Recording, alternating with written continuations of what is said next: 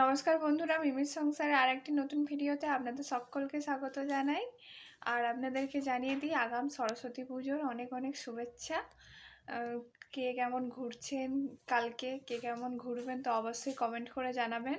তো যেহেতু আজ থেকেই পুজো পড়ে গেছে, তো কালকে তো বরের অফিস থাকবে, ও বাড়ি ফিরবে এখন 8:30-9টা বেজে যাবে।